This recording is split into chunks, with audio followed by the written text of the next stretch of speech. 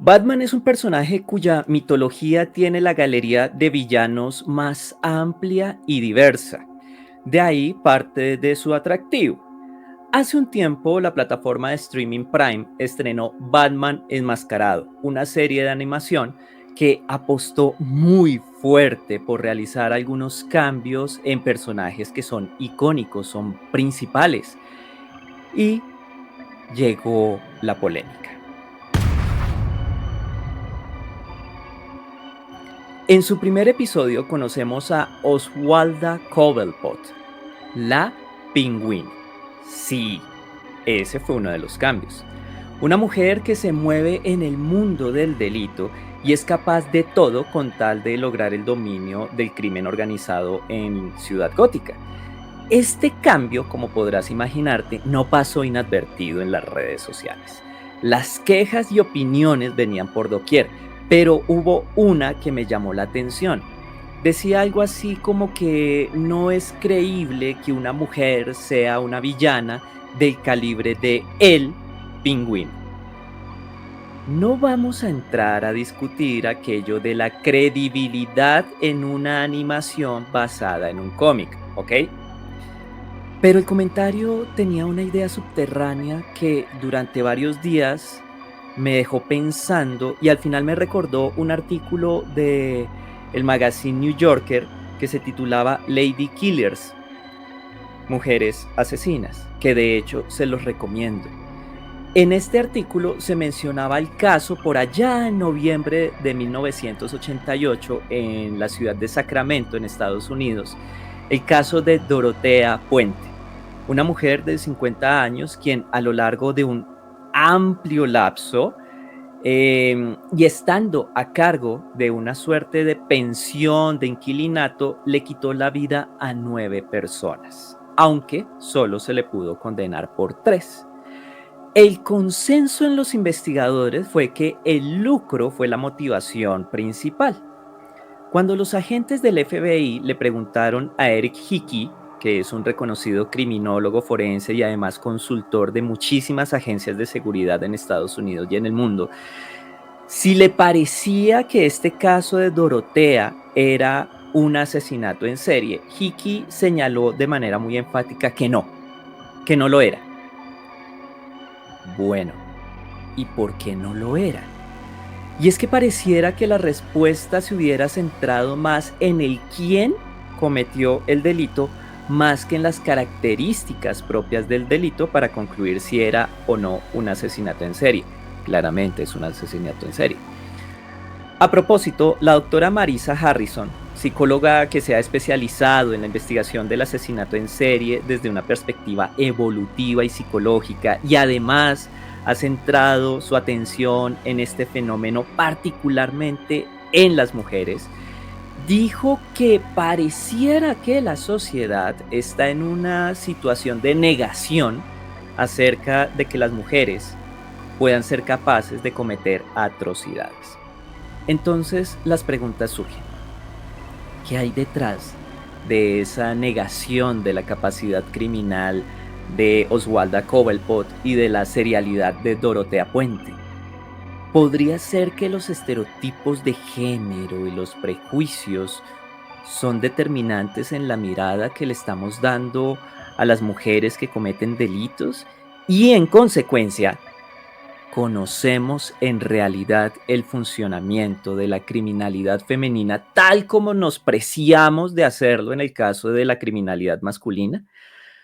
Vamos a tratar de escudriñar las respuestas a estas y más interrogantes. Así que empecemos.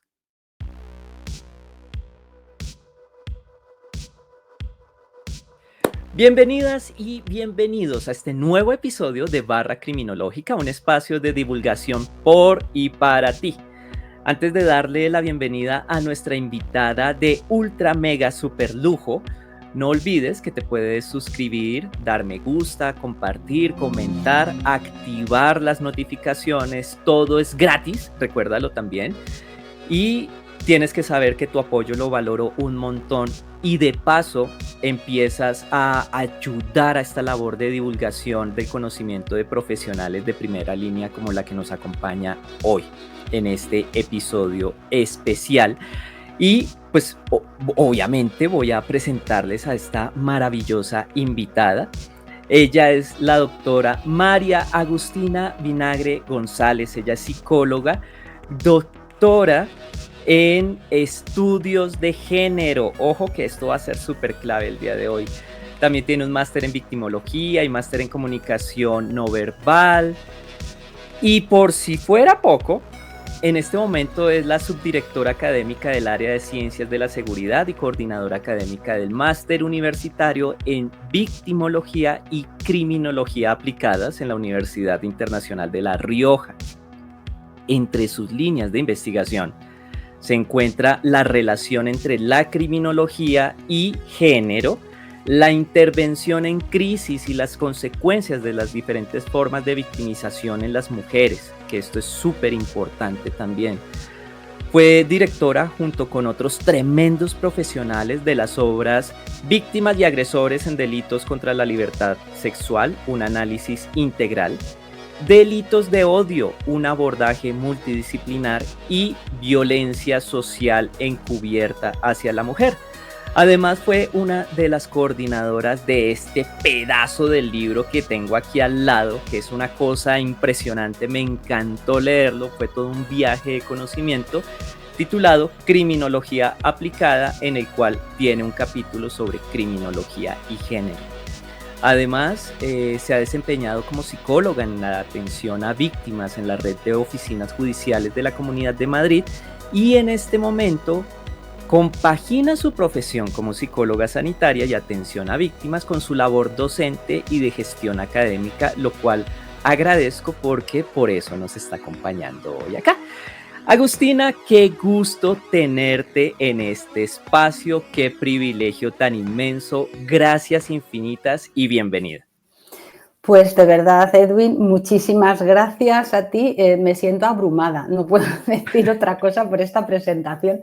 Entonces, infinitas gracias, ¿no?, por el cariño con el que me has presentado. Y de verdad estoy encantada de estar aquí. Espero que las expectativas no sean demasiado elevadas, pero bueno, lo importante es charlar un poquito, ¿no?, acerca de esta importancia del género tanto en la criminalidad como en la victimización de las mujeres, pero hoy sobre todo en la criminalidad, ¿no?, que es el tema que nos ocupa. Pero estoy encantada y muy agradecida. No, créeme que es un honor completo y ciertamente como psicólogos sabemos que las expectativas realmente es lo que afea la vida, entonces las expectativas al natural, porque aquí la vamos a pasar bien y sobre todo creo que vamos a tratar de generar conciencia en diferentes frentes porque vamos a ver para dónde nos lleva esta conversación. Entonces, Agustina, arranquemos, si te parece. Vamos. Tenemos casos como el de Oswalda Cobblepot, el de Dorotea Puente, recuerdo en este momento también el de Juana Barraza, una asesina en serie de México de quien las autoridades pensaron que era un hombre por la forma en que cometía los homicidios, el caso de Susan Smith por allá a mitad de los 90, quien engañó a la policía y a los medios de comunicación para encubrir que ella era la responsable del homicidio de sus propios hijos. Recuerdo también más reciente el caso de Elizabeth Holmes en Estados Unidos también, una chica agraciada con un discurso de empoderamiento de las mujeres y también una emprendedora que terminó estafando a Silicon Valley con una tecnología falsa de análisis de sangre. Y pues infinidad de casos hay en los que las mujeres sean las protagonistas, el sujeto activo, dirían algunos. Yo te quería preguntar, ¿tú crees que estos casos, y repito, los muchísimos más que existen, los vemos realmente con claridad, con pensamiento objetivo e incluso pensamiento crítico? Pues la verdad es que cuesta. Y a mí me ha gustado mucho cómo has presentado este pequeño encuentro que vamos a tener, porque efectivamente has dado en la clave con una de las frases, ¿no?, diciendo que en algunos casos no podíamos creer que pudiera existir una persona que cumpliera un patrón de homicidios seriales o de cualquier tipo de agresión serial, porque claro, eso una mujer no lo puede hacer. Y efectivamente, como bien has dicho, pues claro que puede llevar a cabo cualquier tipo de delito, cualquier tipo de acto agresivo hacia otra persona. ¿Pero qué sucede? Pues mira, quizá nos tenemos que ir un poco hacia atrás en la historia y partir de que bueno, pues los primeros, podemos decir, pensadores, ¿no? que empezaron a estudiar el comportamiento criminal, como por ejemplo Lombroso, que se basaba pues en las teorías de Darwin, ¿no? En las teorías evolucionistas de Darwin. Una cuestión que ellos planteaban, que planteaba Lombroso, en parte, pues eso, influido por Darwin, era que las mujeres no tenemos la capacidad intelectual suficiente como para poder llevar a cabo este tipo de delitos, ¿no? O sea, partimos de ahí venimos, pero de ahí venimos y de mucho más atrás, ¿no? Es decir, la primera cuestión es: no somos suficientemente inteligentes para poder hacer esto. Wow, y si alguna, sí, es fuerte. Y si alguna mujer pudiera realmente llevar a cabo algún delito o sobre todo alguna conducta que conllevara unos niveles altos de violencia, ¿no? de agresividad, sería porque esa mujer ya está especialmente trastornada. Por tanto, una mujer no tiene capacidad de llevar a cabo estas conductas. Pero ya digo, según ellos era por una falta de inteligencia, no tanto por otra cuestión. Lombroso no sería nada popular en estos días. En estos días yo diría que no, aunque se le siga estudiando como padre de una teoría muy interesante en criminología y bueno, hablaba del criminal nato. Quiero decir, no voy a hacer yo ahora una crítica del Lombroso, pero esa espinita sí que la tengo, claro, como mujer. No, pues que nos llamara poco inteligentes, aunque a día de hoy todavía hay quien de alguna forma apoya estas teorías. Así es. Hasta ahí podemos llegar, ¿no? Da escalofríos, pero en fin, y entonces. Pero así es. Pero claro, es verdad que como que no encaja, ¿no? Es decir, no encaja que alguien del sexo femenino, una mujer, pueda tener esta capacidad de intelectual, para empezar. Pero además vamos a otras cuestiones que ahora yo creo que vamos a desarrollar largo y tendido, ¿no? Claro, a las mujeres nos acompañan una serie de estereotipos, una serie de roles, ¿no? de género, y sobre todo estos estereotipos en los que nos acompañan factores o elementos, características como la amabilidad, la empatía, la sensibilidad, el cariño, los cuidados, etcétera, que claro que como que no encajan, ¿no? con conductas violentas. Pero somos capaces de llevar a cabo cualquier tipo de conducta que pueda llevar un hombre, tanto en lo positivo como evidentemente en lo negativo. Ahora bien, esto todavía a día de hoy cuesta creerlo, y esto en algunas ocasiones para determinados perfiles criminales femeninos, claro, pues les viene bien, claro, les viene muy bien. Por supuesto. Mira que en el capítulo del libro que mencioné acá, Criminalidad Aplicada, tú hablas, y como para incursionar con este tema de los estereotipos y demás, tú mencionas el enfoque o la perspectiva de género en criminología. ¿Por qué esta herramienta de análisis, como este filtro, puede ser útil para entender mejor el fenómeno e incluso entender esos patrones, esas convenciones sociales que no nos acompañan de ahorita, sino desde hace muchísimo tiempo atrás? Pues el enfoque de género, esa perspectiva de género, es algo de lo que hemos carecido hasta hace muy poquitos años, pero en general en la ciencia, en general en el avance científico. Es decir, no es que no haya habido un enfoque de género a la hora de estudiar la criminalidad, es que no hemos tenido un enfoque de género a la hora de estudiar la salud, a la hora de estudiar, llevar a cabo productos o elaborar o diseñar desde la ingeniería determinados productos. Y se me estaba ocurriendo el cinturón de seguridad de los coches, pues no ha tenido en cuenta nunca lo que serían las formas femeninas, ¿no? Sino que se ha adaptado a lo que es el cuerpo masculino y no se ha tenido en cuenta, pues, por ejemplo, un embarazo, etcétera. O a la hora de llevar a cabo estudios que tuvieran que ver con determinados fármacos, pues se han probado en hombres y se ha dado por hecho que para las mujeres servirían igual, cuando la biología es diferente. Claro. O factores como, pues no sé, los síntomas de un infarto de miocardio, que en el hombre y en la mujer son diferentes. Interpretimos por qué la biología es diferente, y esto ha dado lugar a que algunas mujeres pues hayan fallecido por un infarto de miocardio que no ha sido bien diagnosticado. Con eso quiero decir que es a todos los niveles. Y en el estudio de la criminalidad y en el estudio de la victimización, por supuesto que también es necesario un enfoque de género. Es decir, es necesario tener en cuenta aquellas cuestiones que nos diferencian y aquellas cuestiones en las que somos más iguales de lo que se nos ha pretendido enseñar. Como comentaba, o sea, biológicamente somos diferentes, y eso hay pues aspectos importantes que pueden tener que ver pues con determinado rendimiento deportivo, por ejemplo, etcétera, ¿no? No a la hora de llevar a cabo una profesión u otra. Quiero decir, luego entrenando se pueden conseguir muchas cosas, ¿no? Pero es verdad que hay diferencias, ¿no? Hay diferencias en salud, etcétera. Pero las diferencias en comportamiento tal vez no estén tan claras porque no vienen determinadas biológicamente. Por tanto, ahí tiene que haber otro factor que es el que nos está influyendo a la hora de comportarnos. Y ese otro factor que nos influye a la hora de comportarnos es el que tiene que ver con estos roles, con estos estereotipos de género, con esa socialización diferencial a la que creo que después haremos referencia. Ajá.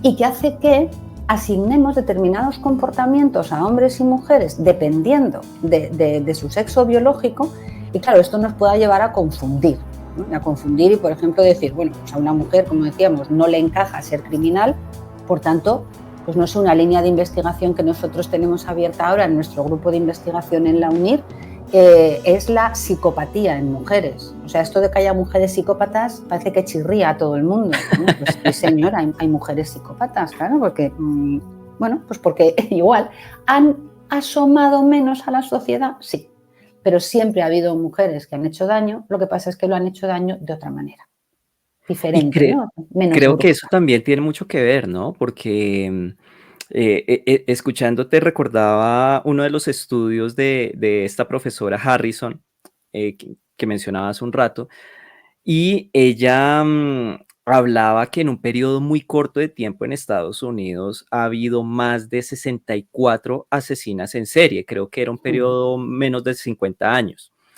Pero en Estados Unidos siempre se ofrece la visión de Aileen Wuornos como la primera asesina en serie norteamericana, cuando incluso desde 1800 ya habían. Y lo que dice esta profesora es que el comportamiento de Aileen era más parecido al que se esperaría de un asesino en serie hombre, y por eso tuvo más divulgación que muchísimas mujeres seriales más en la historia.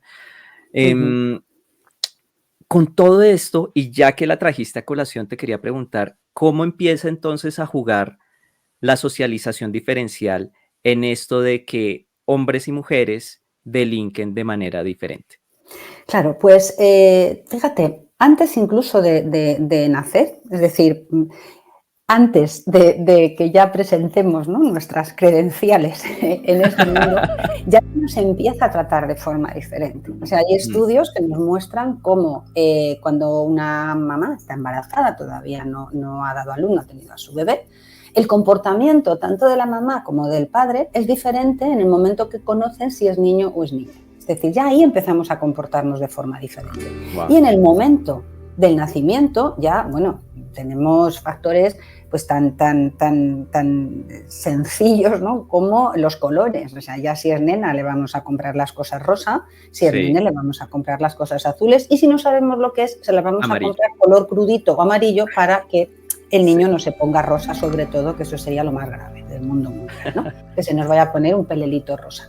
Entonces, desde ese momento, a las niñas se les habla de otra manera, se les habla de una forma más dulce, se tiene pues una comunicación, ¿no?, pues eso, como de una mayor sensibilidad, se les viste de forma diferente. O sea, a veces decimos, a mí me han llegado a decir, no, pero es que si tú observas un grupo de niños y niñas de 2 añitos, no se comportan de la misma forma. O sea, eso tiene que ser biológico. Y claro, yo les digo, observa la ropa que llevan.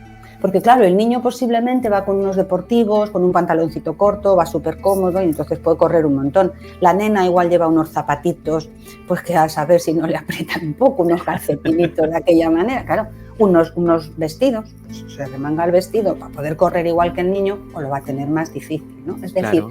desde pequeños, a nosotros, niños y niñas, se nos da por supuesto que vamos a cumplir una serie de características y se nos educa en base a eso. Y entonces los niños no lloran y las niñas pues no dicen tacos o palabrotas. Ajá. Y entonces los niños pueden ser más brutos y mostrar esa violencia física explícita y las niñas no deben mostrar violencia física explícita, y aquí ya enlazamos con lo que me estás preguntando, ¿no? Entonces, claro, las niñas sí van a ejercer violencia, pero lo van a ejercer de otra manera, o sea, no van a irse a puñetazos, pero a lo mejor sí se van a insultos o a humillaciones o a otro tipo de comportamientos que parece que puede encajar más con ese estereotipo de género. Pero al final, como digo, desde antes de nacer, a lo largo de toda nuestra vida, pero sobre todo hasta que cumplimos los 4 o 5 años, ya se nos instaura de tal forma que hay un comportamiento de niños y un comportamiento de niñas que nos vamos comportando, perdón por la redundancia, porque vamos actuando pues según se espera de nosotros, porque además espera y hay de ti si no lo haces. Es decir, si tú eres un niño de 5 añitos y dices, ay, quiero pintar las uñas, pues hombre, no, al niño no se le pintan las uñas, ¿no? Entonces ya el nene va diciendo, no, pues esto claro, no es algo que tenga que hacer yo, porque como soy un niño, pues no, y ¿qué más da que se le pinten las uñas al niño o la niña? O la niña dice, quiero jugar al fútbol, y bueno, ahora ya hemos avanzado mucho. Pero bastante, sí. Escuchaba una entrevista que le hacían a una de las primeras futbolistas que hubo aquí en España hace no muchos años, que ni siquiera les dejaban federarse. Y claro, que una niña jugara al fútbol era una cosa como, pero ¿tú dónde vas? O sea, entonces, claro, vamos asumiendo lo que nos van diciendo que está bien, porque además, si no lo hacemos, nos van a rechazar. Y si nos rechazan, va a doler. Y por tanto, asumimos eso. Y igual que aprendemos a cuidar las mujeres, porque alguien nos ha vendido que somos mejores cuidando, cosa que biológicamente no es verdad, pues también aprendemos que a la hora de ser malas hay una forma adecuada de ser malas que no se va demasiado de ese comportamiento que se espera de nosotras. Y esa es esa socialización diferencial, cómo nos diferencian a la hora de socializar a hombres y a mujeres desde el principio. Y por ahí viene todo. Agustina, yo quedé inquieto. ¿Cómo así que las mujeres biológicamente no son buenas cuidadoras? ¿Cómo es eso? No tenemos ningún gen de cuidado, nosotras. Ah, ok. Fíjate, aquí ya el programa corrió solo. ¡Claro! O sea, ¿por qué? O sea, profe, yo soy el ejemplo, listo ya. Ha estado muy bien. Además, ¿no? Estas cosas es que las tenemos tan interiorizadas Claro. pues que parece que es que lo tenemos que asumir así. O sea, hasta donde yo sé, a lo mejor me falta conocimiento, las mujeres no tenemos un gen de cuidado. Es decir, no hay ningún gen que diga, tú vas a cuidar mejor a una persona mayor, o tú vas a cuidar mejor a tu hijo, o tú vas a cuidar mejor a nada. No, simplemente dentro de nuestra educación y nuestra socialización diferencial, nosotras llevamos las tareas de cuidado, y llevamos las tareas de cuidado desde hace cientos y cientos de años y miles de años, no solo cientos, claro. Hombre, sí es verdad que tú tienes un bebé y cuando tienes el bebé, al principio pasas más tiempo con el bebé, pues tienes que amamantar al bebé, por ejemplo, ¿no? Que eso evidentemente no lo puede hacer otra persona, pero hasta ahí. Quiero decir que el resto, cambiar un pañal, llevar al bebé al médico, enterarte bien de lo que el médico dice, también lo puede hacer un hombre perfectamente, y a día de hoy ya menos mal que se está haciendo, ¿no? Entonces, bueno, pues eso decía, ese es uno de los grandes mandatos de género que tenemos las mujeres, ¿no? Tenemos que cuidar porque alguien ha vendido que lo hacemos mejor. Además que viene de la mano de esa etiqueta del instinto maternal, o instinto, o sea que de instinto nada. Vamos a ver, instinto maternal, pues hay padres que son estupendos padres y hay madres que pues que no lo son y ya está, o sea, no, el instinto maternal como tal, que sepamos, no está justificado de ninguna manera, es decir, hay madres que les encanta ser madres y hay mujeres que no quieren ser madres, pero cuidado, que hace 50 años una mujer dijera que no quiere ser madre, podría conllevar una etiqueta detrás bastante dolorosa. Claro. De hecho, bueno, algo que se decía a las mujeres que por alguna razón biológicamente no podían tener hijos, no estaban preparadas para tener hijos, una frase muy típica era: no sirves para tener hijos. Ojo, no sirves, o sea, si no sirves para esto, que es para lo único que puedes servir, pues ¿para qué vas a servir entonces, no? Hay una obra de teatro muy, muy buena de Lorca, Yerma, que es espectacular, ¿no? Y como nos enseña pues, la frustración a la que podía llegar una mujer por el hecho de no poder ser madre, porque si en esta vida estás para ser madre y no puedes, pues entonces ¿para qué estás, no? Entonces es otra de las cuestiones que tienen que ver con esa socialización diferencial. Wow. O sea que, siendo muy reduccionista, es socialmente que aprendemos a delinquir. Exactamente. Socialmente aprendemos a delinquir, socialmente el niño aprende que el comportamiento violento no está del todo mal, sino, si me permites la expresión, eres un machote, ¿no? Fíjate mi hijo qué bien se defiende, mira mi hijo qué bien ha dado al otro cuando el otro le ha dado, le ha dicho.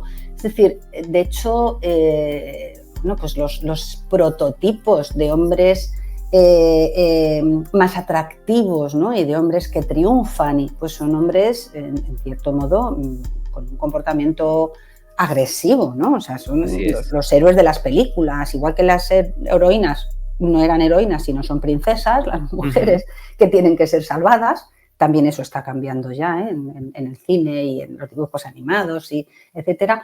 Pues el hombre, uno de los valores de esos estereotipos masculinos es además ser fuerte con todo lo que eso conlleva, ¿no? Fuerte, o sea, para proteger además. Entonces, claro, ahí ese comportamiento agresivo, más que agresivo, vamos a hablar con propiedad, o sea, violento, porque realmente hablamos de violencia, que es lo que utilizamos de una forma instrumental para conseguir algo, pues esa violencia más física, más explícita, es más aceptada en un varón que en una niña. Entonces, claro, se delinque de forma diferente. Pero incluso en el bullying, en el acoso escolar, se delinque también de forma diferente. O sea, las niñas acosan, pero las niñas acosan de una forma distinta como lo hacen los niños, ¿no? De una forma, siempre hemos dicho, como más sutil. Sí, es más psicológico. Sí, o sea, más como te permiten, simplemente, o sea, en el momento que a ti te permiten hacer algo, pues no sé, como casos, como comentábamos, por ejemplo, yo creo que esta mañana de Griselda, etcétera, en cuanto te permiten actuar de una manera más explícita, violenta, pues posiblemente tú lo vas a hacer, ¿vale? Claro. Seguramente tú lo vas a hacer. Y, o sea, aquí ya hay una revelación, y yo sé que este tipo de temas son controversiales, sobre todo hoy en día por posturas muy radicales, y se reclama que es más una ideología que realmente una lectura aterrizada de cómo funciona la sociedad y cómo nos comportamos, etc. Pero absolutamente todo lo que nos rodea está permeado entonces de estos estereotipos. No podemos escapar, ¿o sí? A ver, deberíamos poder escapar. Lo que pasa es que tendríamos que basarnos en una cuestión. Ni todos los niños tienen que ser superhéroes, ni todas las niñas tienen que ser princesas. Y esto lo tomo de un estudio que ha hecho un compañero aquí en España, que precisamente ha sido un programa que se ha puesto en marcha, ¿no? con niños y niñas de 7 u 8 años, en el que se les enseña eso, que no son ni superhéroes ni princesas, que son simplemente personas, y que son personas que pueden tener unas inquietudes o pueden tener otras, y que las niñas pueden tener una inquietud deportiva, o pueden querer ser bomberos, o pueden querer ser mecánicos de avión, se me ocurre, y los niños pueden querer ser maquilladores, y no dejan de ser niños y no dejan de ser niñas porque quieran tener no sé, esas profesiones, porque quieran estudiar eso, o porque simplemente quieran comportarse de otra manera. O sea, lo que decíamos, pues el niño igual se puede pintar unas uñas, la niña igual puede hacer cualquier cosa que se le ocurra, ¿no? Que puede hacer. Pero claro, esto, cuando lo relacionamos con los comportamientos delictivos, lo que sucede es que nos lleva a la idea equivocada de las mujeres delinquen menos. Hombre, a ver, hay menos mujeres en prisión, esto es cierto, hay menos mujeres en prisión porque efectivamente los tipos de delitos que digamos son más llamativos, etcétera, los llevan a cabo más los hombres. Por eso hay más hombres en prisión que mujeres. Y porque los trabajos que suelen hacer las mujeres a la hora de delinquir, digo los trabajos, ¿no? Los delitos que suelen llevar a cabo, pues no sé, se me ocurre ahora, por ejemplo, en el caso de tráfico de drogas, ¿no? En el narcotráfico, las mujeres participan, hay mujeres participando. Y hay mujeres participando, pero son curiosamente a veces también las que llevan a cabo las tareas de cuidado de los narcotraficantes, sí. O sea que ya es también como el colmo, pero sí que tienen sus funciones, pero sus funciones asociadas también en ese caso al estereotipo de género femenino. Ajá. El trata de seres humanos, que a mí es una cosa que siempre pongo como ejemplo porque bueno, parece que es una tipología delictiva dentro de lo que sería la delincuencia organizada. Dices, bueno, vamos a ver, la mayor parte o gran parte de la trata de seres humanos tiene como fines la explotación sexual y en la mayoría de los casos mujeres y niñas. ¿Cómo es posible que haya mujeres que estén colaborando, ¿no? con esos grupos? Pues hay mujeres colaborando con esos grupos, vigilando a las mujeres a las que se está explotando. Y están ahí, pero están también delinquiendo en ese tipo de papeles que son como más relacionados o más adaptados a lo que sería, de nuevo, el estereotipo de género femenino. Por eso las que se salen de ese y llevan a cabo conductas más explícitas, decimos, no, esto no puede ser, es que estará mal de la cabeza o algo, ¿no? O sea, tendrá algún tipo de trastorno. No tiene por qué, simplemente se ha saltado el estereotipo. Claro. Entonces, es más esa cuestión. De hecho, me haces pensar entonces que estas mujeres que delinquen, y me gusta mucho el tema de ese rol, de esos roles múltiples en las diferentes manifestaciones del crimen organizado, en este caso la trata de personas, también estaría el tráfico de sustancias ilícitas, pero estas mujeres de alguna manera, y no con ánimo de justificar, sino de explicar y entender, son victimarias resultado de una victimización estructural. A ver, sí.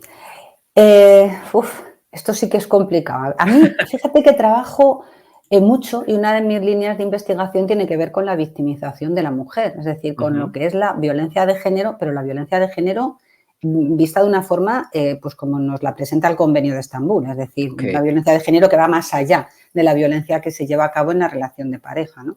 Y que hablamos, violencia de género son las agresiones sexuales y violencia de género es la que se da en la pareja y la que se da a otros niveles a lo mejor más estructurales.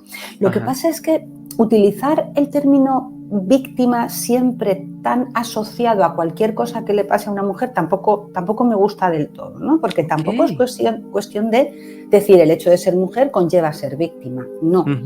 Sí que he entendido, o sea, si es una violencia encubierta lo que sufrimos en general las mujeres por el hecho de ser mujeres, ¿no? O sea, eso sí es verdad, pues el hecho de que haya un techo de cristal, el hecho de que no puedas acceder a los mismos trabajos o que no puedas, pues quizá por el hecho de tener que estar cuidando, ¿no? tu casa también, pues no puedes acceder a trabajos de una mayor responsabilidad por una razón muy sencilla, porque normalmente quien renuncia a una jornada completa para poder cuidar a la familia es la mujer.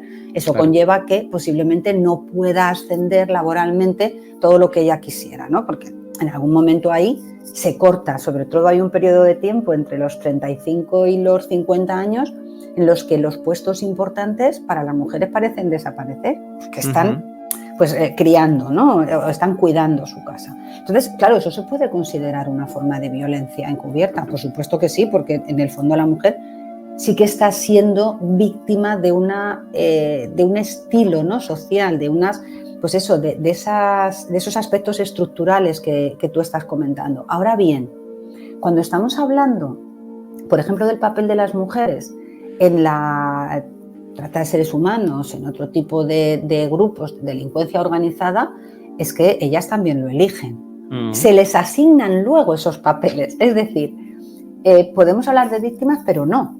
Ella elige participar en ese hecho delictivo. Lo que pasa es que a la hora de participar lo va a hacer cumpliendo el rol. No sé si me explico bien o no, ¿no? Pero ella lo va a elegir.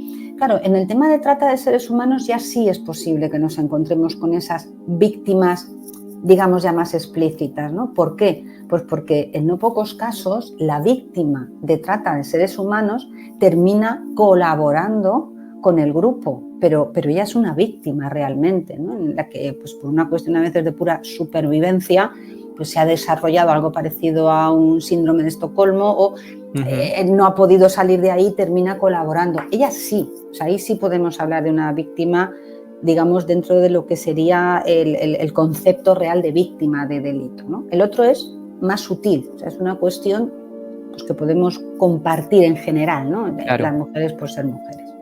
claro. Ahora, esta visión, este filtro un poco todavía sucio para entender los roles de género, ¿cómo lo has visto tú ya en punto de los operarios de la Administración de Justicia, investigadores, fiscales, jueces? ¿Realmente están entendiendo cómo funcionan estas dinámicas delictivas que implican a las mujeres o seguimos todavía cargando el lastre?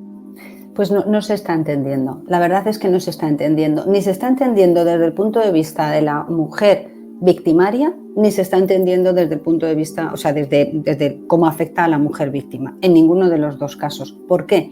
En el caso de la mujer victimaria, como decía antes, es para ella posiblemente una ventaja, ¿no? El hecho de no cumplir con lo que serían los estereotipos. ¿Por qué? Pues porque sí que se tiende a tratar a las mujeres victimarias, sobre todo de este tipo de delitos más violentos, como con mayor condescendencia, ¿no? O sea, Sí. como con, bueno, pues eso, pues a lo mejor es que no está bien o tiene un tipo de trastorno o por el hecho de ser mujer, como eso se entiende menos y encaja menos, pues sí es verdad que puede llegar a ser incluso, pues como decía al principio, hasta una ventaja, ¿no? Además puede pasar más desapercibida, porque incluso para que no se detecte su conducta criminal, ¿no? Para que no la puedan detener. ¿Por qué? Pues porque no encaja que esté haciendo eso, entonces Claro. como que no nos cuadra. Pero también sucede lo mismo, y esto sí me gustaría decirlo, aunque salga un poco del tema de las mujeres más como victimarias, ¿no? Más como agentes activos que llevan a cabo la conducta criminal, sucede también con las víctimas. Por ejemplo, a nivel de fuerzas y cuerpos de seguridad, a nivel de personal de justicia, etcétera, unas víctimas a las que se suele creer poco es a las víctimas de agresiones sexuales. Sí. Las víctimas de agresiones sexuales en su mayor medida son mujeres y los victimarios en mayor medida son hombres, porque esto de nuevo tiene que ver con esos roles y estereotipos de género, con esa socialización diferencial.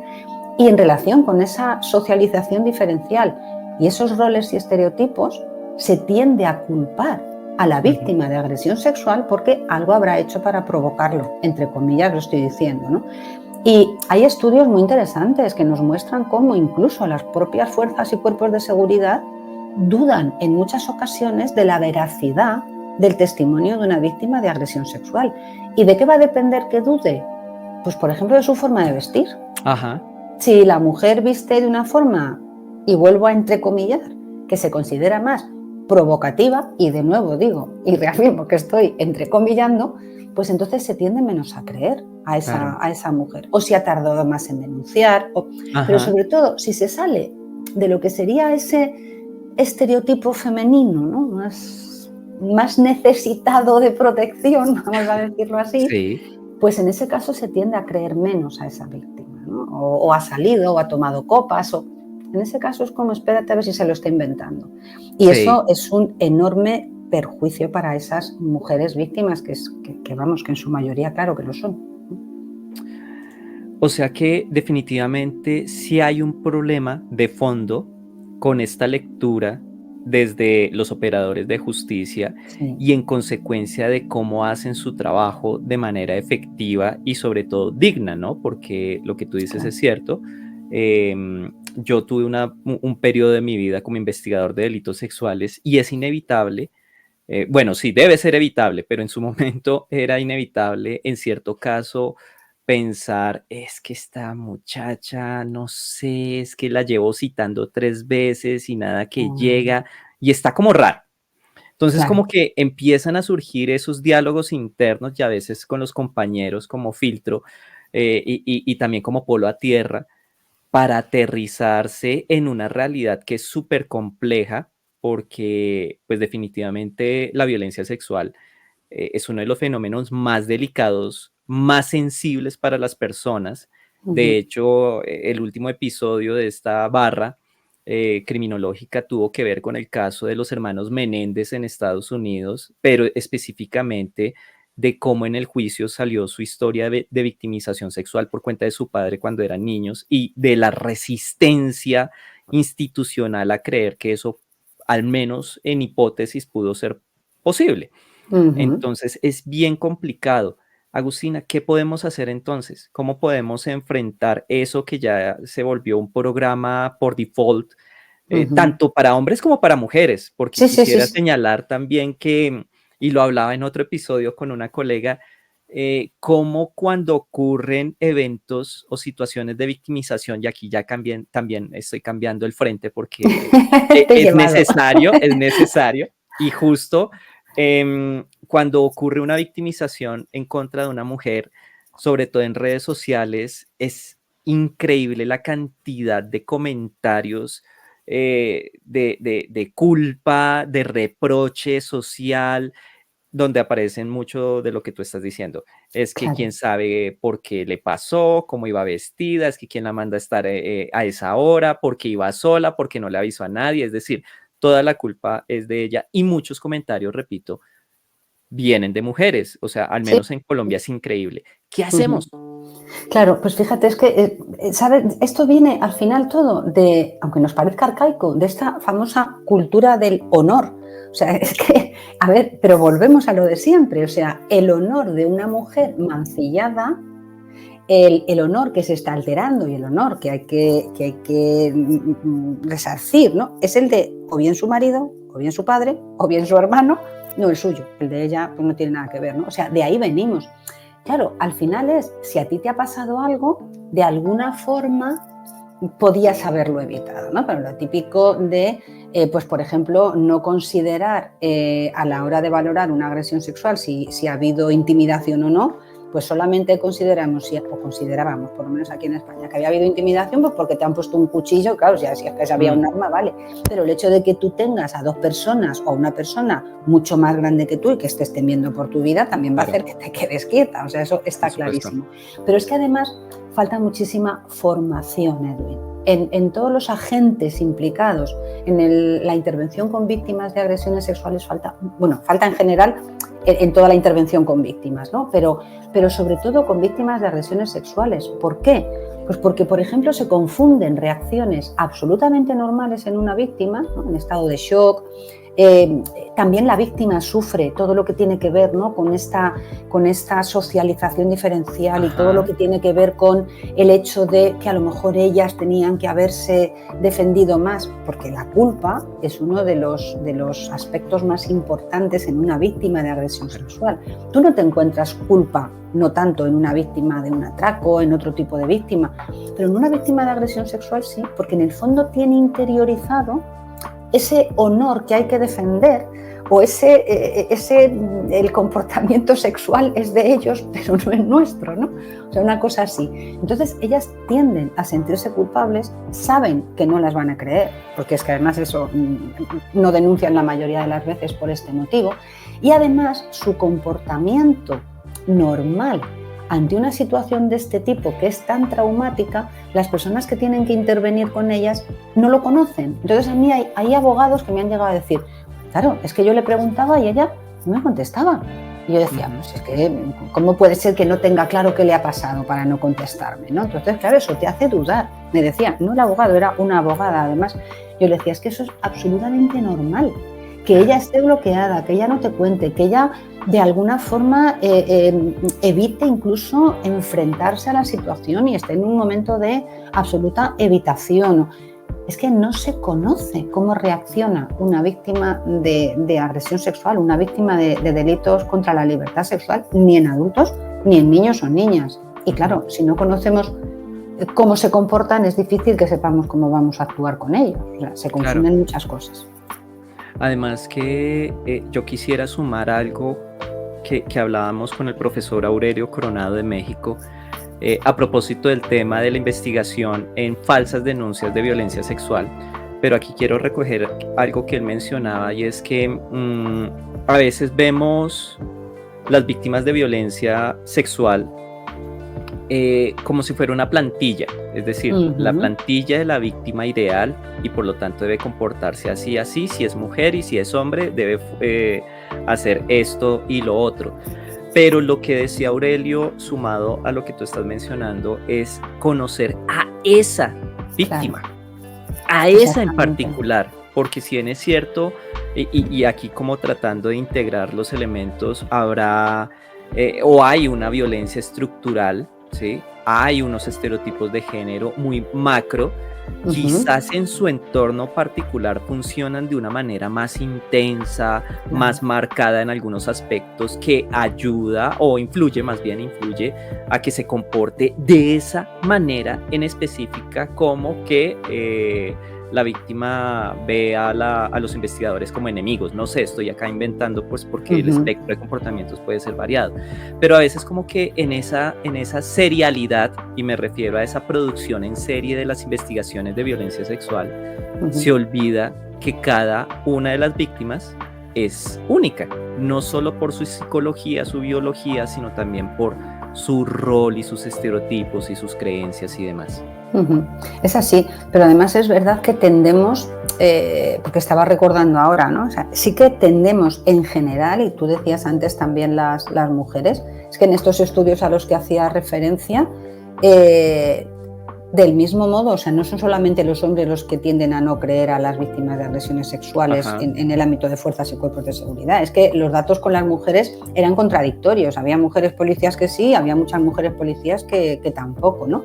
Pero además añadimos también lo que sería pues esas formas de llevar a cabo, ¿no? Ahora estas agresiones sexuales también, pues que será sumisión química, pues el hecho de haber consumido la víctima alcohol o no.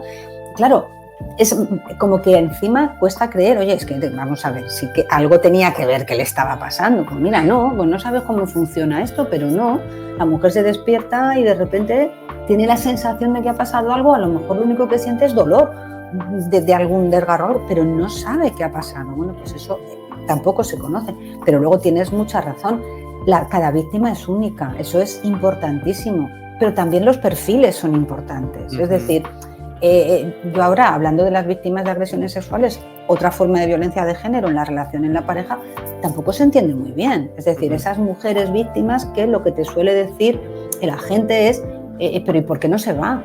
Pues mira, porque no puede.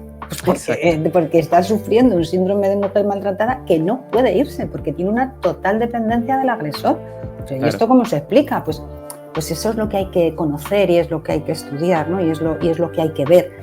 Que efectivamente las víctimas, cada una tiene sus propias características, pero además hay perfiles victimológicos que son importantes, igual que hay perfiles criminales que son importantes. Y si retomamos, ya que he hecho miedo al otro lado, el tema de las mujeres, claro, como no cumplen el perfil criminal, pues ese que conocemos, ¿no? Lo que decía yo antes de la psicopatía, encontrar estudios de mujeres psicópatas es una cosa, pues que es que no, te cuesta muchísimo encontrar. ¿Por qué? Pues porque no ha habido mujeres con quienes haya podido investigar.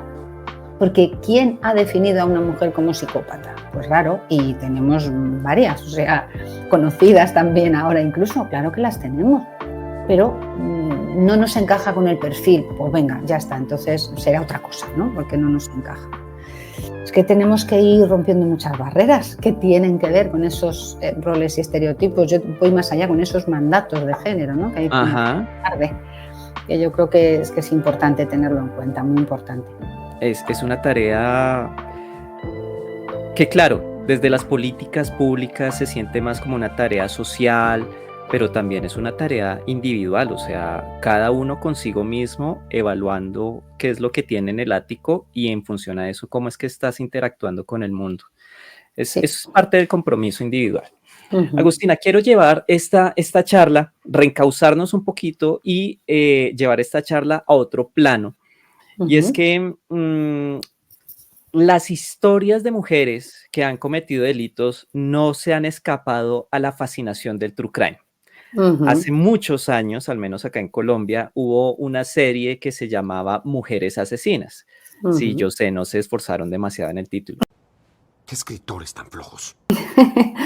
Pero hoy el fenómeno del true crime tiene una intensidad y un manejo diferente por cuenta de esas producciones de alto nivel en plataformas de streaming.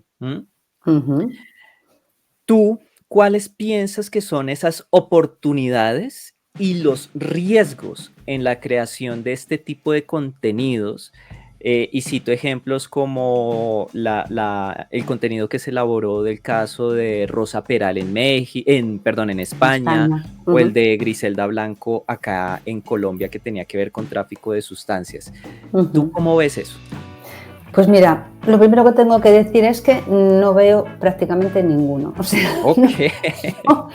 no me gusta, simplemente. O sea, es verdad que quizá por el hecho de trabajar en este ámbito, ¿no? Y que sean ese área de conocimiento y al final trabajes en la investigación, etcétera, yo creo que está bastante lejos lo que hacemos las personas que investigamos, ¿no? en este ámbito, digo científicamente, académicamente, etcétera, está muy lejos de lo que se pretende con el true crime, con estas series de televisión, que en el fondo es, pues eso, fascinar. ¿Pero por qué? Pues porque el comportamiento criminal ha fascinado siempre y siempre fascina. Yo cuando empiezo a hablar con mis alumnos y le digo, bueno, contadme una persona interesante para vosotros, Ted Bundy. ¿Por qué Ted Bundy? ¿No? Y todo lo que tiene que ver con el criminal fascina, porque al final el comportamiento humano siempre fascina, ¿no? O sea, claro. Pero si encima son este tipo de conductas como que se salen de lo normal, que no entiendes, y luego el morbo ese de la investigación, pero cómo se hizo, cómo no se hizo, y cómo podían llegar a hacer esto, y no sé, a la gente le admira, ¿no? Y yo, además es lo que dicen, ¿no? Le fascina el mal sí. En general, Edwin, el mal en general siempre ha fascinado, ¿no? Somos un poco así.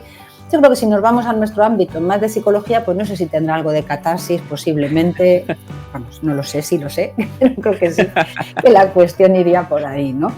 Pero ¿por qué te digo que no los veo? Pues porque precisamente me fastidia que se le dé protagonismo al malo, ¿no? Al malo, a la mala, me da igual, ¿no? Al criminal.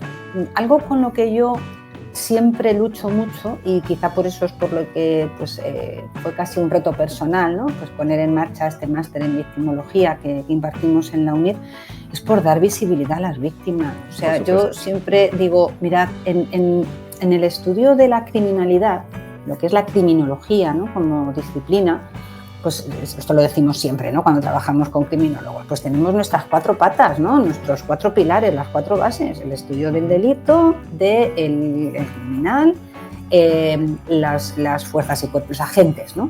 Fuerzas y cuerpos de seguridad, etcétera, y la víctima. Pero claro, cuando nosotros nos paramos a pensar, decimos, el delincuente decide que va a delinquir. El delito, bueno, pues el delito es algo que cada país estructura y decidimos qué es delito y qué no. Los agentes, pues también, tanto fuerzas y cuerpos de seguridad, agentes jurídicos, etcétera, deciden. La única que no decide participar en toda esta movida es la víctima, y es la que se lleva la peor parte. Pero claro, no nos paramos a ver la importancia de la víctima. Entonces, en primer lugar, o sea, no me gusta dar protagonismo, ¿no? A los criminales, aunque entiendo que fascina, que tiene mucho morbo y que al final, lo que digo, yo creo que funciona un poco esa fascinación por el mal, pues eso, como esa especie de catarsis. Luego, yo no sé hasta qué punto lo que nos reflejan es la realidad o no, pero me temo que al final no tiene mucho que ver con la realidad, ¿no? Entonces se vende lo que la gente quiere comprar y se escribe lo que la gente quiere ver. Cuidado, con honrosas excepciones, ¿no? Ha habido un documental, está en Netflix, yo no sé si se puede ver en todos los países o solo en España, no lo sé, sobre la violación grupal, la agresión sexual grupal contra una chica en unas fiestas famosas aquí en España, en los Sanfermines, ¿no? Yo, como no suelo ver nada, pues una compañera me dijo, oye, he visto el documental y está muy bien hecho, muy bien hecho.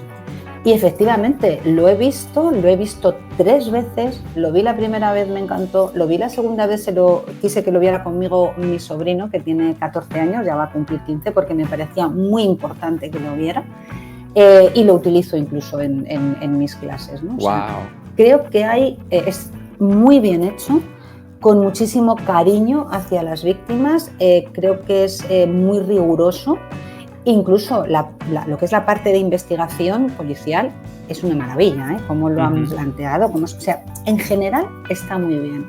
Entonces, yo creo que hay honrosas excepciones, pero ya digo, en general no me gustan. Yo he de confesarlo.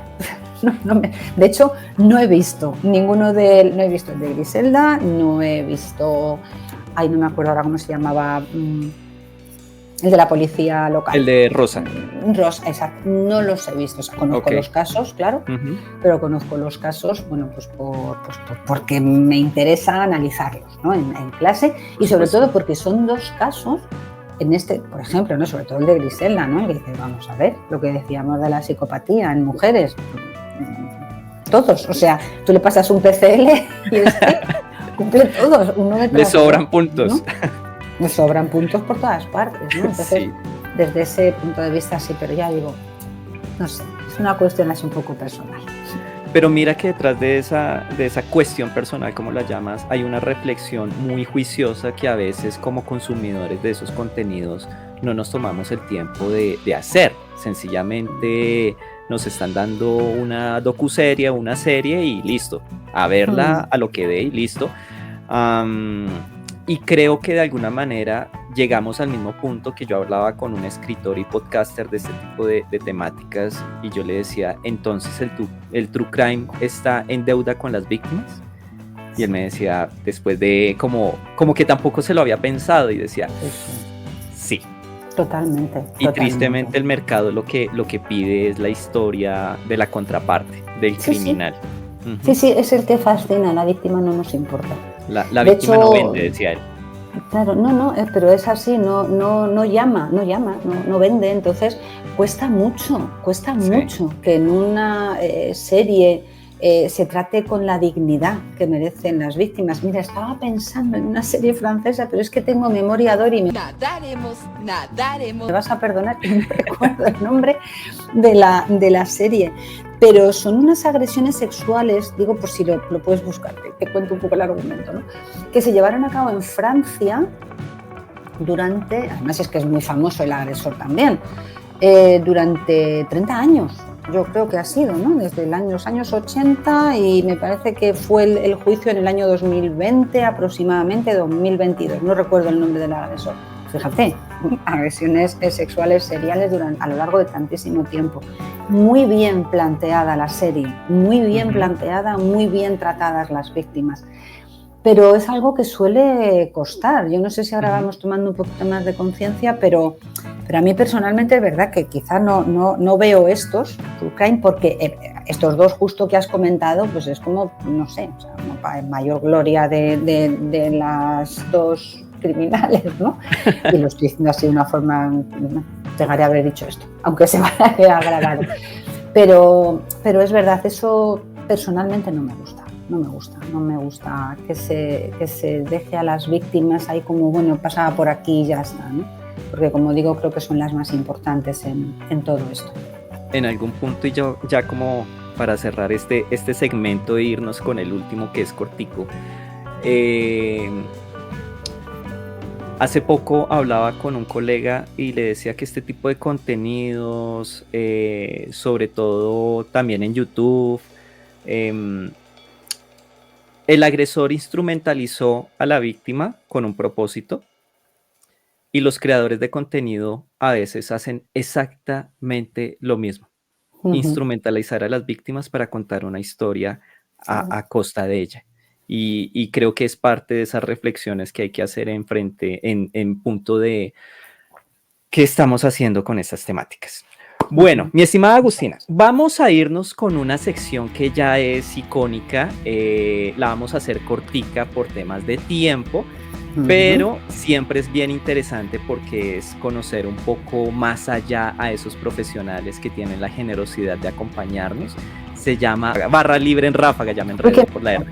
Qué miedo me da. Todo el mundo dice, es súper tranqui, o sea, es súper tranqui. No me hagas preguntas de examen que ya has visto, memoria dorito. Nadaremos. No.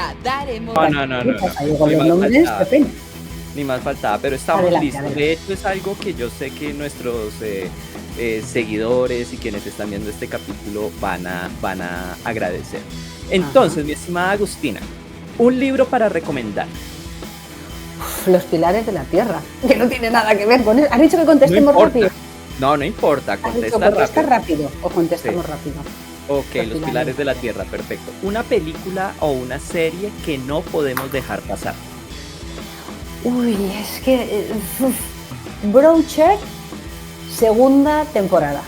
Ok, muy bien, la tenemos súper clara. Sí, esa la tengo súper clara. Las víctimas ahí sí son protagonistas y están muy bien. Excelente, tomamos nota. Un mito sobre la criminalidad femenina que sí o sí debemos erradicar hoy. Que las mujeres no pueden ser malas. Perfecto. O sea, las mujeres pueden ser malas igual que los hombres. Y este calibre, esta pregunta es mayor, es más grande, es como de munición de avión o de portaaviones. Y es una opinión tuya sobre el caso de Gisèle Pelicot en Francia. Un esposo que mediante sustancias químicas, medicamentos, sometió a su esposa para que fuera víctima de abusos durante muchísimo tiempo por parte de muchísimos hombres y que hoy en Francia se está juzgando. Una opinión sobre ese caso. Pues mira, una reflexión, bueno, me duele, ¿vale? O sea, es un caso que me duele especialmente, pues, bueno, porque conlleva todo lo que hemos estado hablando. O sea, si quieres, o sea, es un caso en el que si lo hubiéramos ido desmenuzando, podríamos haber hablado de todo lo que tiene que ver hoy con la victimización, ¿no?, de las mujeres. Pero tal vez lo que más me duele y lo que más me duele decir es que no es tan extraordinario. O sea, esto no es tan extraordinario. Posiblemente no con el alcance de que hayan sido 80 hombres los que han participado con excusas tan peregrinas como es que yo pensaba que ella, bueno, pues que en el fondo quería, o como su marido me dio permiso, pues esto no me preocupaba, ¿no? Absurdo. Está claro que eso es como más exagerado, pero sé, o sea, tengo conocimiento y sé que estos casos en los que se obliga de alguna forma a las mujeres a mantener relaciones sexuales con otras personas para que el marido observe, solo puedo decir que conozco varios casos. Profesionalmente conozco varios casos, es decir, lo que más me duele es que no es algo tan raro, no con tantos hombres, pero no es algo tan raro y es algo que nos muestra a la cara pues esta victimización de muchas mujeres que no sale a la luz y que está ahí. La verdad es que me duele. Lo que puedo decir fundamentalmente es que es un caso que de verdad me duele. Y debería dolernos a todos independientemente de las fronteras, porque lo que tú dices es cierto. Es algo que ocurre, quizás no con esa magnitud, pero ciertamente pasa y no sé su frecuencia, pero con el solo hecho de que ocurra uno más, ya como sociedad deberíamos empezar a estremecernos y a movilizarnos. Y una cosa que me duele, si me permites también, es que se le llame valiente a ella, por decirlo. Ok, ¿por qué? Cuéntanos esa... No, porque creo que no tendríamos que decir que una mujer es valiente por contar esto. No tendríamos que decirlo. O sea, realmente es que no es que ella sea valiente, es que eso no tendría que pasar. Y en cuanto pasa la más mínima vez, tendría que salir a la luz. Claro. Y nadie tendría por qué llamarle valiente, porque debería ser normal que lo pudiera contar. O sea, se le está celebrando que haya ido en contra de la norma, que es callar. Sí, claro, por supuesto. Pero me da pena eso, que se le tenga que llamar valiente. Lo normal sería que cuando una mujer sufre algo así, lo dijera y que se le hiciera el vacío absolutamente a quien lo ha hecho, ¿no? Pero bueno, por lo menos espero que sí que nos vaya enseñando que estas cosas, claro que sí que tienen que salir a la luz y que se tienen que denunciar, y que la sociedad tenemos que mimar a esas víctimas y las tenemos que proteger. A mí lo que me gusta decir es que estamos para las personas que trabajamos con víctimas, desde el punto que estemos. Con una víctima se interviene desde el momento en el que ella sufre el hecho delictivo hasta que el malo, como yo le llamo, ¿no?, el victimario, incluso ingresa en prisión y más allá, ¿no?, y mientras está cumpliendo su condena. Pues todas las personas que tenemos relación en un momento u otro de todo este proceso con la víctima, la tenemos que cuidar y la tenemos que proteger. Claro.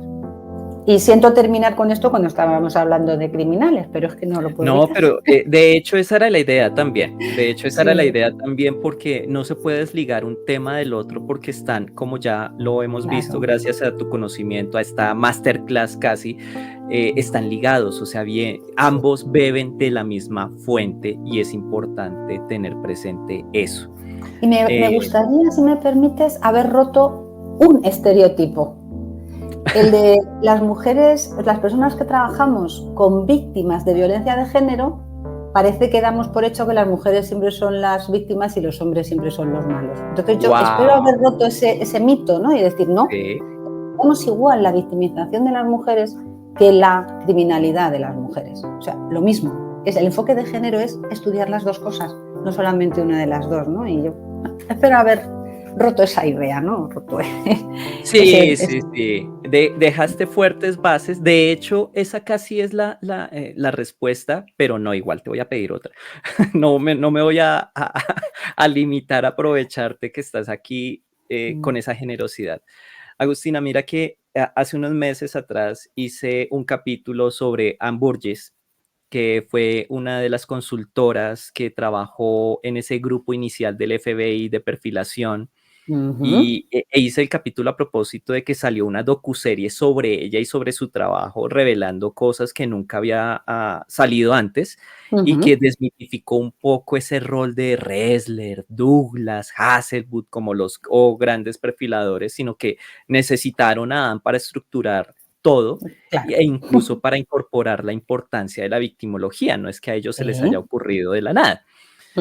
Y este episodio, te cuento, yo lo hice también como un ejercicio muy sencillo y respetuoso de resaltar y respaldar el trabajo de las mujeres que se han dedicado a este mundo de la investigación, de la criminología. Y ahora, aprovechando que estás tú acá, te quiero preguntar, con esa tremendísima trayectoria y con esos tremendísimos conocimientos y aportes que has hecho, ¿qué mensaje le dejarías a las mujeres que nos están viendo y que están pensando, o que ya están en este medio, que están pensando en incursionar en esta ciencia, que por sí ya es bastante compleja, con todo y todo, con no solo el saber, sino también con la estructura alrededor de entrar en un mundo que no sé si todavía están de hombres, pero ahí vamos? ¿Qué les dirías a ellas?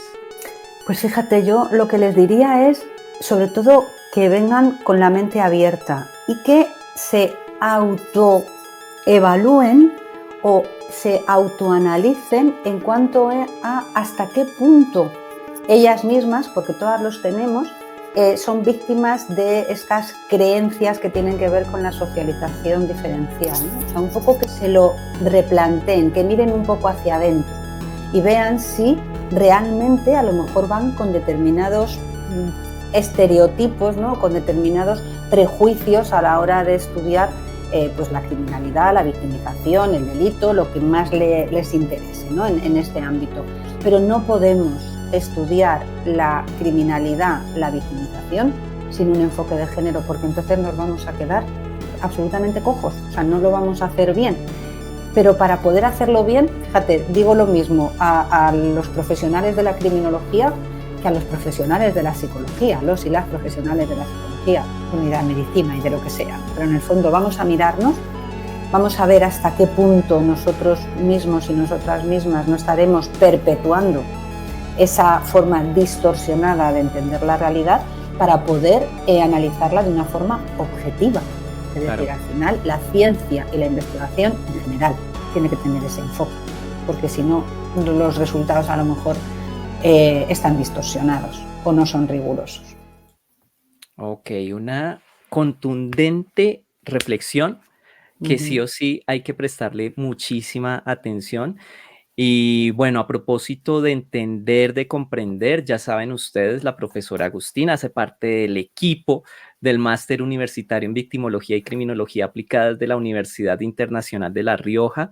Tengo el gusto, el placer, el honor de conocer a algunos de los profesionales docentes que hacen parte de todo este corpus de conocimiento y de enseñanza, y créanme que es súper recomendado. Así que si están buscando crecer en el aprendizaje de este tipo de temáticas, ya saben en dónde, de la mano de una profesional experta. Agustina, un gustazo completo tenerte aquí. No tengo de verdad palabras suficientes para agradecer tu inmensa generosidad, por compartir tu tiempo, tu conocimiento. Sobra decir, pero lo voy a decir, ya eres parte de esta barra criminológica, de esta casita de divulgación.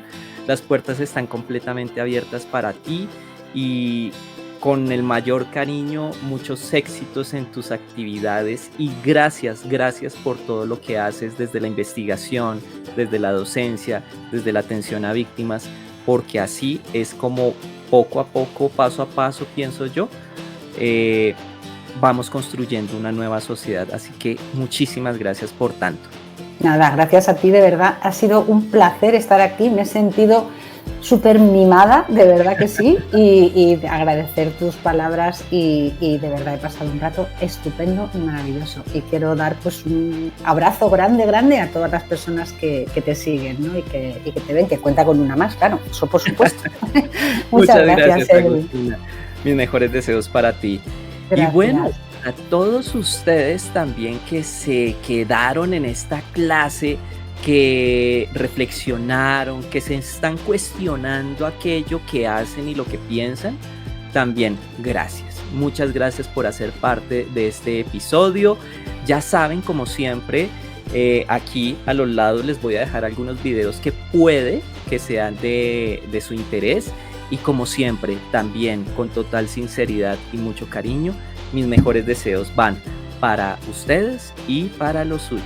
Nos vemos en la próxima. Chao.